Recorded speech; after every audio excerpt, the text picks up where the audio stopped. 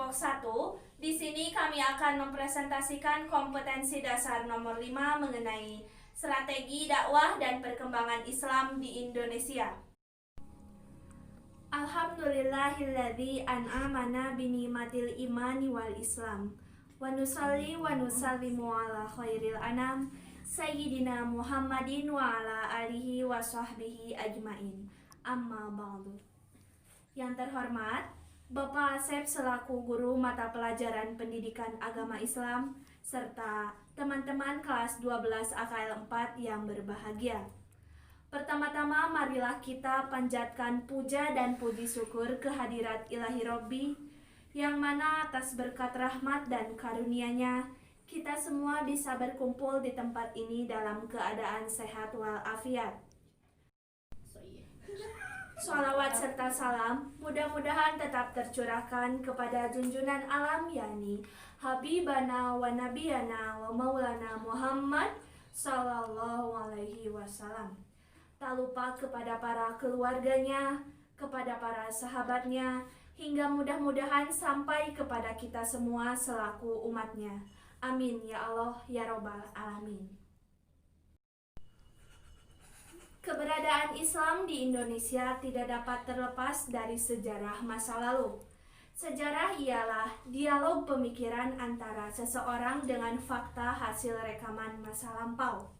Semestinya, fakta tersebut harus disusun sejujur mungkin, sehingga tidak menimbulkan kebenaran semu atau pemutarbalikan makna suatu peristiwa. Dalam rangka menghindari ketidakjujuran fakta sejarah, maka diperlukan adanya ahli sejarah bangsa sendiri untuk mempelopori penulisan sejarah Indonesia, khususnya untuk umat Islam dengan cara penelitian yang objektif.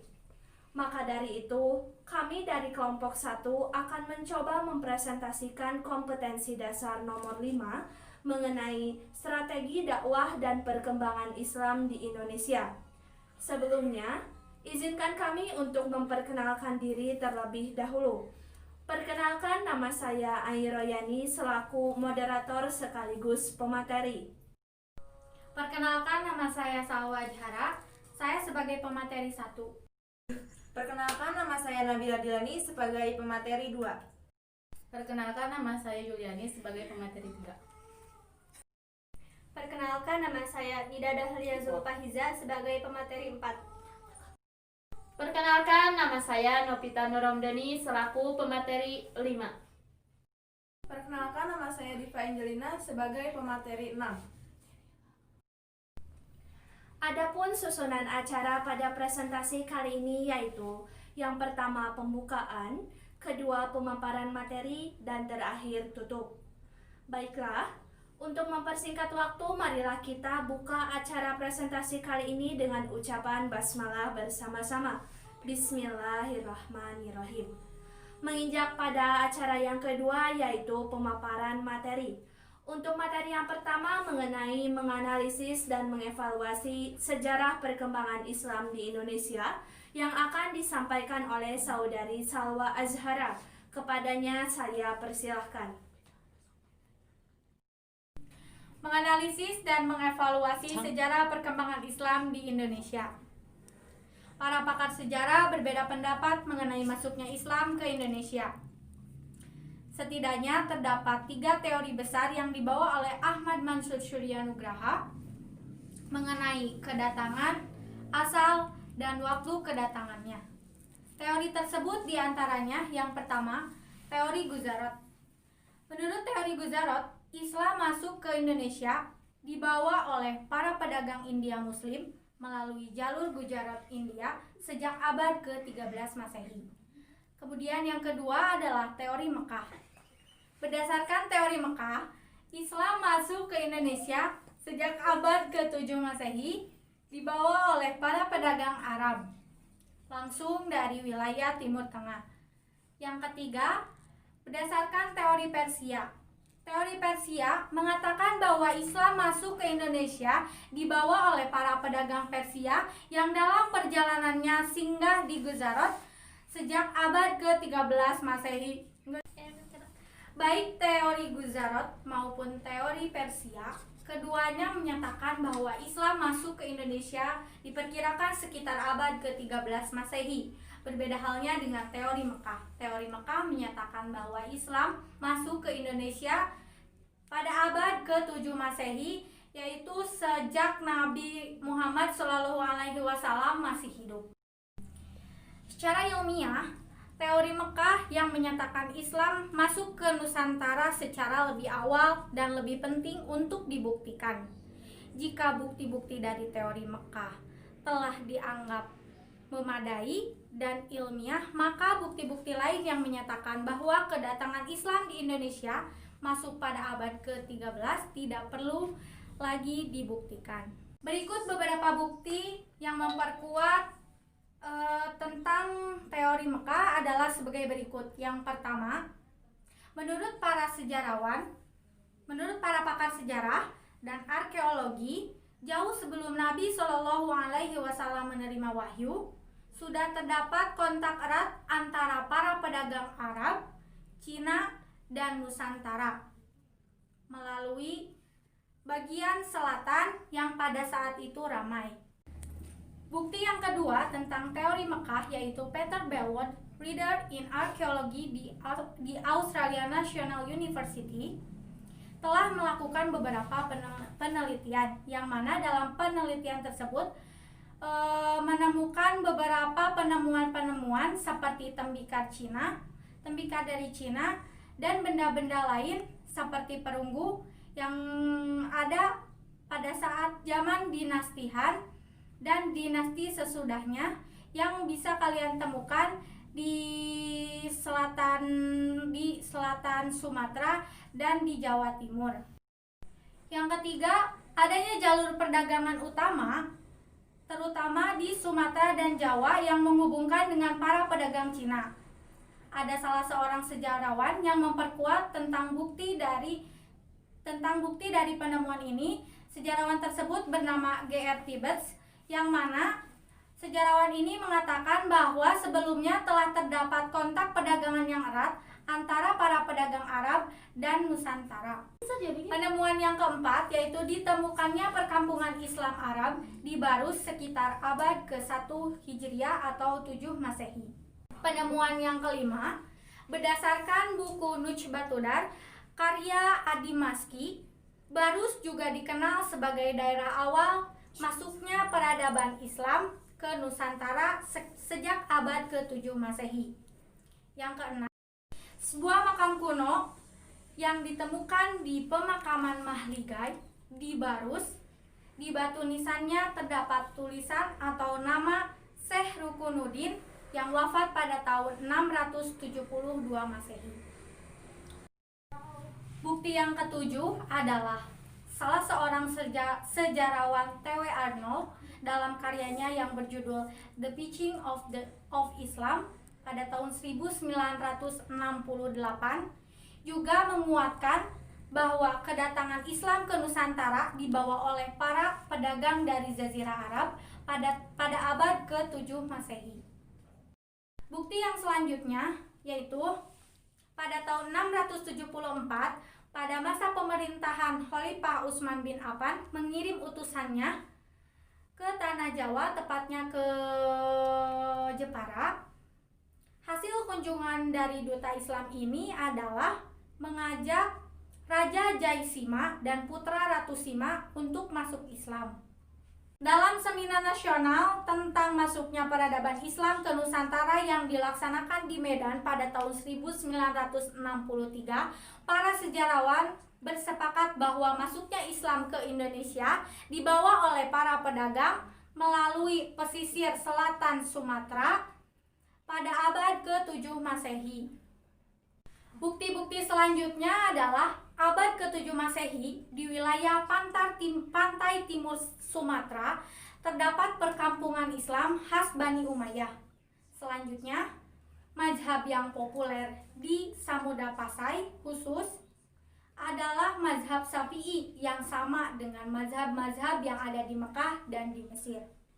Kemudian, penggunaan gelar Al-Malik kepada raja-raja kerajaan Samudapasai yang sama dengan kerajaan di Mesir. Terima kasih, itulah materi yang dapat saya sampaikan. Saya kembalikan lagi kepada moderator. Terima kasih kepada Saudari Salwa Azhara yang telah memaparkan materinya. Untuk materi yang kedua mengenai strategi dakwah Islam di Nusantara yang akan disampaikan oleh Saudari Nabila Dilani. Waktu dan tempat saya persilahkan. Selanjutnya yaitu strategi dakwah Islam di Nusantara. Yang pertama yaitu perdagangan. Dengan adanya kesibukan lalu lintas perdagangan pada abad ke-4 hingga ke-16 Masehi, aktivitas perdagangan ini banyak melibatkan bangsa-bangsa di dunia. Hubungan perdagangan ini dimanfaatkan oleh para pedagang muslim sebagai sarana atau media dakwah. Yang selanjutnya yaitu dengan perkawinan. Para pedagang muslim memiliki status sosial ekonomi yang lebih baik. Hal ini menyebabkan banyak para penduduk pribumi yang tertarik menjadi istri para saudagar muslim. Hanya saja, ada ketentuan hukum Islam bahwa para wanita yang akan dinikahkan harus diislamkan terlebih dahulu. Yang selanjutnya yaitu dengan pendidikan. Para ulama banyak mendirikan lembaga pendidikan seperti pesantren. Pada lembaga ini, para ulama memberikan pengajaran ilmu keislaman melalui berbagai pendekatan. Yang selanjutnya yaitu tasawuf. Dengan tasawuf, bentuk Islam yang diajarkan kepada para penduduk pribumi mempunyai persamaan dengan alam pikiran mereka yang sebelumnya memeluk agama Hindu. Selanjutnya yaitu kesenian. Saluran islamisasi kesenian yang paling terkenal adalah melalui pertunjukan wayang. Selain wayang, media yang dipergunakan dalam penyebaran Islam adalah seni bangunan, seni pahat atau ukir, seni tari, seni musik, dan seni sastra. Selanjutnya yaitu politik. Di Maluku dan Sulawesi Selatan, kebanyakan rakyat masuk Islam setelah rajanya masuk Islam terlebih dahulu. Terima kasih, saya kembalikan kepada moderator. Terima kasih kepada Saudari Nabila Dilani yang telah menyampaikan materinya. Untuk materi yang ketiga mengenai perkembangan dakwah Islam di Nusantara yang akan disampaikan oleh Saudari Yuliani. Kepadanya saya persilahkan. Perkembangan dakwah Islam di Nusantara. Yang pertama, perkembangan Islam di Sumatera. Tempat mula-mula masuknya Islam di Pulau Sumatera adalah pantai barat Sumatera. Dari sana berkembang ke daerah-daerah lainnya. Pada umumnya, perkembangan ini dimulai dari Pasai, Aceh Utara. Orang yang menyiarkan agama Islam di daerah ini adalah Abdul Harith. Ia seorang mubalik dari Arab dengan misi penyebarannya dengan berdakwah dan berdagang. Dengan kesopanan dan keramahan orang Arab yang berdakwah itu, maka penduduk Pasai sangat terkesan. Bahkan seorang raja dan pemimpin negeri pun setelah melihat kesopanan orang Arab yang berdakwah itu, mereka pun masuk Islam. Setelah agama Islam berkembang ke Pasai, dengan cepat tersebar pula ke daerah-daerah lainnya, di antaranya yaitu Pariaman, Sumatera Barat. Islam datang ke Pariaman dari Pasai melalui pantai barat Pulau Sumatera. Ulama yang terkenal membawa agama Islam ke Pariaman adalah Syekh Burhanuddin. Sebagai bukti bahwa Islam diterima oleh masyarakat Sumatera Barat dengan kerelaan dan kesadaran adalah adanya istilah yang menyatakan adat bersendi suro, suro bersendi kitabullah. Jadi adat yang dipegang teguh oleh masyarakat Sumatera Barat bersendikan Islam. Artinya Islam menjadi dasar adat. Sekitar tahun 1440 agama Islam masuk pula ke Sumatera Selatan. Mubalik yang paling berjasa membawa agama Islam ke Sumatera Selatan adalah Raden Rahmat atau Sunan Ampel. Yang kedua yaitu perkembangan Islam di Kalimantan, Maluku, dan Papua. Di Kalimantan, agama Islam mula-mula masuk di Kalimantan Selatan dengan ibu kotanya Banjarmasin. Pembawa agama Islam ke Kalimantan Selatan adalah para pedagang Arab dan mubalik dari Pulau Jawa. Kemudian pada abad ke-15 sekitar tahun 1400 sampai 1500, Islam telah masuk dan berkembang di Maluku. Para pedagang yang beragama Islam dan para mubalik banyak yang datang ke Maluku sambil menyiarkan agama Islam. Daerah yang mula-mula dimasuki Islam di Maluku adalah Ternate, Tidore, Bacau, dan Jailolo. Perkembangan Islam di Papua berjalan agak lambat. Islam masuk ke Papua karena pengaruh raja-raja dari Maluku, para pedagang yang beragama Islam, dan mubalik dari Maluku. Daerah yang mula-mula dimasuki Islam di Papua adalah Misol, Salawati, Pulau Waigeo, dan Pulau Gebi. Yang ketiga yaitu perkembangan Islam di Sulawesi. Perkembangan Islam di Sulawesi pada abad ke-16, Islam telah masuk ke Sulawesi yang dibawa oleh Datori Bandang dari Sumatera Barat. Daerah yang mula-mula dimasuki Islam di Sulawesi adalah Goa, yaitu sebuah kerajaan di Sulawesi Selatan. Sebelum Islam datang ke daerah ini, penduduknya menganut kepercayaan nenek moyang. Setelah Datori Bandang berkunjung ke Sulawesi Selatan, Raja Goa yang bernama Karyaing Tunigalo masuk Islam. Jauh sebelum Raja Goa masuk Islam, para pedagang telah menyiarkan agama Islam di tengah-tengah masyarakat Sumatera Barat. Jauh sebelum Raja Goa masuk Islam, para pedagang telah menyiarkan agama Islam di tengah-tengah masyarakat Sulawesi Selatan. Dan banyak penduduk yang telah menganut agama Islam. Yang keempat yaitu perkembangan Islam di Nusa Tenggara. Seperti daerah-daerah lain, Islam masuk pula ke Nusa Tenggara pada pada tahun 1540. Islam ke Nusantara dibawa oleh para mubalik dari Bugis dan dari Jawa. Agama Islam berkembang di Nusa Tenggara mula-mula di Lombok, yang penduduknya disebut juga suku Sasak. Dari daerah Lombok secara pelan-pelan selanjutnya tersebar pula ke daerah Sumbawa dan Flores. Yang kelima yaitu perkembangan Islam di Pulau Jawa. Agama Islam masuk ke Pulau Jawa sekitar abad ke-19 Masehi, yang dibawa oleh para pedagang dari Arab dan mubalik dari Pasai. Tepat mula-mula dimasuki Islam yaitu di daerah-daerah pesisir utara Jawa Timur. Di Jawa Tengah, penyiaran agama Islam berpusat di Demak. Agama Islam di Pulau Jawa dilakukan oleh para wali yang berjumlah 9 atau disebut juga Wali Songo. Kemudian berikutnya murid-muridnya turut menyiarkan pula ke daerah pedalaman Pulau Jawa, sehingga agama Islam berkembang dengan pesat. Terima kasih, saya kembalikan kepada moderator. Terima kasih kepada saudari Yuliani yang telah memaparkan materinya. Untuk materi selanjutnya mengenai kerajaan Islam di Nusantara yang akan disampaikan oleh saudari Nida Dahlia Zulfahiza. Waktu dan tempat saya persilahkan. Kerajaan Islam. Yang pertama, Samudra Pasai. Samudra Pasai didirikan oleh Sultan Malik Al-Saleh pada tahun 1285 sekaligus sebagai raja pertama. Kemudian digantikan oleh Sultan Malik Al-Tahir II. Ia memerintah sampai tahun 1326 Masehi. Kemudian digantikan oleh Sultan Malik Al-Tahir II. Dua, Kerajaan Aceh. Kerajaan Aceh didirikan oleh Sultan Ibrahim dengan gelar Sultan Ali Mughayat Shah. Kerajaan Aceh mencapai masa keemasan pada pemerintahan Sultan Iskandar Muda. Kemudian digantikan oleh Iskandar Thani. 3, Demak. Demak didirikan oleh seorang adipati yang bernama Raden Patah. Setelah meninggal dunia, Raden Patah digantikan oleh Pati Unus. Pati Unus mempunyai gelar dengan gelar Sultan Seberang Lor, yang artinya orang yang pernah menyeberangi lautan di sebelah utara kerajaan Demak. 4, Pajang. Pajang didirikan oleh Adiwijaya.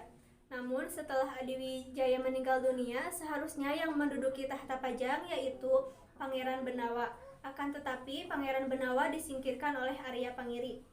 5, Mataram Islam. Mataram merupakan hadiah dari Adiwijaya kepada Ki Ageng Pamanahan. Setelah Ki Ageng Pamanahan meninggal dunia, digantikan oleh Sutawijaya. Sutawijaya diangkat menjadi Adipati Mataram dan diberi gelar sebagai Senopati ing Alogo Sayyidin Panatagama, yang berarti Panglima Perang dan Pembela Agama. Pada masa Mataram ini mencapai keemasan pada masa pemerintahan Sultan Agung. 6, Cirebon. Kesultanan Cirebon didirikan oleh Syarif Hidayatullah atau Sunan Gunung Jati. Namun, Kesultanan Cirebon diserahkan kepada putranya yaitu Pangeran Maulana Arifin dengan gelar Pangeran Pasarean. 7, Banten. Kesultanan Banten diislamkan oleh Sunan Gunung Jati. Pemerintahannya dipegang oleh Sultan Maulana Hasanuddin, kemudian digantikan oleh putranya yaitu Maulana Arifin. Kesultanan Banten mencapai masa keemasan pada pemerintahan Sultan Ageng Tirtayasa. 8 yaitu Makassar. Pada abad ke-16 di Sulawesi Selatan terdapat 2 kerajaan, yaitu Goa dan Talo. Kedua kerajaan tersebut bersatu dengan nama Goa dan Talo. Bertindak sebagai Raja Goa yaitu Daeng Manlarabia, sedangkan Raja Talo yaitu Karaeng Matoaya. Yang terakhir yaitu Ternate dan Tidore. Ternate didirikan pada abad ke-13. Ternate mencapai masa keemasan pada Sultan Baabullah, sedangkan raja yang terkenal dari Tidore yaitu Sultan Nukub. Terima kasih, saya kembalikan lagi kepada moderator. Terima kasih kepada Saudari Nida Dahlia Zulfahiza yang telah menyampaikan materinya. Untuk materi selanjutnya mengenai gerakan pembaharu Islam di Indonesia yang akan disampaikan oleh Saudari Novita Nuromdoni. Kepadanya saya persilahkan. Selanjutnya, gerakan pembaruan Islam di Indonesia. Gerakan pembaruan Islam di Indonesia merupakan salah satu contoh berkembangnya Islam di Indonesia. Secara garis besar, ada 2 bentuk gerakan pembaruan Islam. Yang pertama ada pendidikan dan sosial, yang terdiri atas pertama sekolah tawalib. Sekolah ini berasal dari surau jembatan besi. Surau berarti langgar atau masjid. Lembaga pendidikan surau berarti pengajian di masjid, mirip dengan pesantren di Jawa. Pada tahun 1929, organisasi ini memperluas keanggotaannya. Bukan hanya guru dan murid, melainkan juga para alumni. Gerakan ini berkembang menjadi gerakan politik yang bernama Persatuan Muslimin Indonesia atau PERMI. PERMI merupakan gerakan politik pertama di Indonesia. Yang kedua yaitu Jamiat Khair.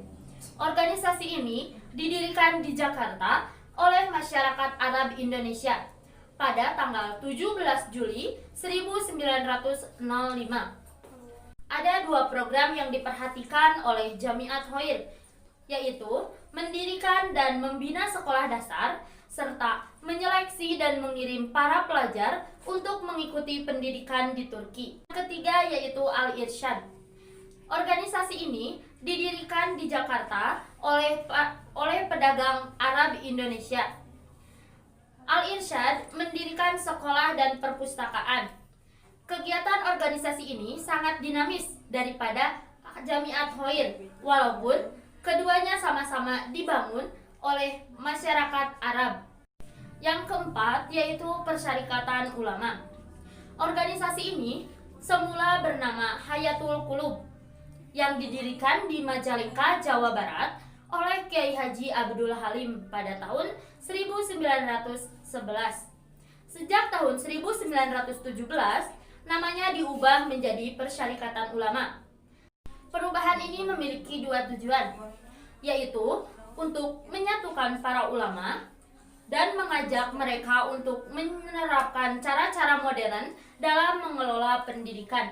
Ada 2 sistem pendidikan yang diterapkan oleh Persyarikatan Ulama, yaitu madrasah dan sistem asrama. Persyarikatan Ulama memiliki ciri khas, yaitu menerapkan tradisi bermadzhab dalam fikih. Pada tahun 1952, namanya kembali diubah menjadi Persatuan Umat Islam atau PUI setelah difusikan dengan Al-I'tiqad Al-Islamiyah atau ALL atau Persatuan Islam, yaitu Nahdlatul Ulama atau NU. Nahdlatul Ulama didirikan pada tanggal 16 Rajab 1344 atau 31 Januari 1926. Tujuan didirikannya organisasi ini untuk menegakkan ajaran Islam sesuai dengan kitab I'tiqad Ahlussunnah wal Jamaah di tengah kehidupan masyarakat. Untuk mencapai tujuannya, Nahdlatul Ulama mendirikan usaha diantaranya bidang keagamaan, sosial, pendidikan, dan ekonomi. Yang keenam yaitu Muhammadiyah. Muhammadiyah didirikan pada tanggal 18 November 1912 oleh Kiai Haji Ahmad Dahlan di Yogyakarta. Organisasi ini sangat menekankan akan pentingnya pendidikan agama, umum, dan keterampilan. Muhammadiyah juga sangat menekankan pentingnya ijtihad dalam bidang hukum Islam agar terhindar dari taklid buta, serta menolak tradisi bermazhab dalam fikih. Ketujuh yaitu Persatuan Islam atau Persis. Organisasi ini didirikan pada tanggal 12 September 1923 di Bandung. Sebagai organisasi, Persis memiliki ciri khas dalam gerak dan langkahnya, yaitu menerbitkan pada pembentukan paham keagamaan yang dilancarkan melalui pendidikan dan dakwah. Tujuannya yaitu untuk mengamalkan ajaran Islam dalam segi kehidupan anggota dalam masyarakat, serta menempatkan kaum muslimin pada ajaran akidah dan syariah berdasarkan Al-Quran dan Al-Sunnah. Yang kedua yaitu gerakan politik. Adapun partai politik Islam yang berkembang pada zaman kemerdekaan yaitu Persatuan Umat Islam atau PERMI, Serikat Islam atau SI, dan Persatuan Umat Islam atau PUI. SI didirikan di Solo pada tanggal 11 November 1911 sebagai pengganti Sarekat Dagang Islam atau SDI yang didirikan oleh Haji Samanhudi pada tanggal 16 Oktober 1905. Terima kasih. Saya kembalikan lagi kepada moderator. Terima kasih kepada Saudari Novita Nuromdoni yang telah memaparkan materinya. Untuk materi selanjutnya mengenai nilai-nilai keteladanan tokoh-tokoh dalam perkembangan Islam di Indonesia yang akan disampaikan oleh Saudari Dipa Angelina. Kepadanya saya persilahkan. Menurut buku Atlas Wali Songo disebutkan tugas tokoh-tokoh Wali Songo diantaranya Sunan Ampel membuat peraturan-peraturan yang islami untuk masyarakat Jawa. 2. Raja Padita di Gresik merancang pola kain batik, tenun lurik, dan perlengkapan kuda. Susuhunan Majagung mengajarkan mengelola berbagai jenis makanan, lauk pauk. Sunan Derajat nama kecilnya Malik Muni yang berkedudukan di Derajat dekat Sedayu, suatu wilayah antara Gresik dan Tuban. Sunan Kalijaga nama aslinya Joko Said yang berkedudukan di Kadilangu, Demak. Sunan Gunung Jati disebut pula Syaif Hidayatullah yang berkedudukan di Gunung Jati, Cirebon. Sunan Kudus yang berkedudukan di Kudus, dan Sunan Muria yang berkedudukan di Gunung Muria, Gresik. 3. Susuhunan Majagung mengajarkan mengelola berbagai jenis makanan, lauk pauk, memperbaiki alat-alat pertanian, dan membuat gerabah. 4. Sunan Gunung Jati mengajarkan tata cara berdoa dan membaca mantra, tata cara pengobatan, dan membuat jalan. 5. Sunan Giri membuat tatanan pemerintahan di Jawa, menghitung perhitungan kalender, siklus hari, bulan, tahun, windu, menyesuaikan siklus pawukon, serta membuka hutan. Yang keenam, Sunan Bonang mengajarkan ilmu suluk, membuat gamelan, mengubah irama gamelan. 7. Sunan Derajat mengajarkan tata cara pembuatan rumah serta membuat tandu dan joli. 8. Sunan Kudus merancang peleburan pekerjaan, membuat keris, melengkapi perlengkapan pandai besi, dan membuat emas. Terima kasih. Saya kembalikan kepada moderator. Terima kasih kepada Saudari Dipa Angelina yang telah memaparkan materinya. Untuk materi selanjutnya mengenai menerapkan perilaku mulia. Sikap dan perilaku yang harus dikembangkan sebagai implementasi dari pembelajaran dakwah ini diantaranya. Yang pertama, menghormati jasa para pahlawan muslim yang telah banyak mengorbankan segalanya demi tersebarnya syiar Islam. Yang kedua, lebih memahami unsur-unsur sejarah termasuk sejarah Islam agar dapat mengetahui perkembangan terkini mengenai sejarah Islam. Yang ketiga, meneladani sikap dan perilaku para dai pada masa permulaan Islam masuk ke Indonesia yang mengedepankan cara damai. Yang keempat, menjadikan segala aktivitas dari hidup sebagai sarana dakwah Islam. Yang terakhir, menjadi dai yang mukhlis, yaitu tidak mengukur jerih payah dengan pendapatan. Menginjak pada acara yang terakhir, yaitu tutup. Marilah kita tutup acara presentasi kali ini dengan doa. Rabbana atina fid dunya hasanah wa fil akhirati hasanah wa qina adzabannar, serta dengan ucapan hamdalah bersama-sama. Alhamdulillahirabbil alamin. Alhamdulillah, materi demi materi telah tersampaikan. Kami dari kelompok 1 memohon maaf yang sebesar-besarnya apabila ada salah tutur kata atau perbuatan yang kurang berkenan di hati hadirin semua. Terima kasih. Wallahu muwaffiq ila aqwamit thoriq.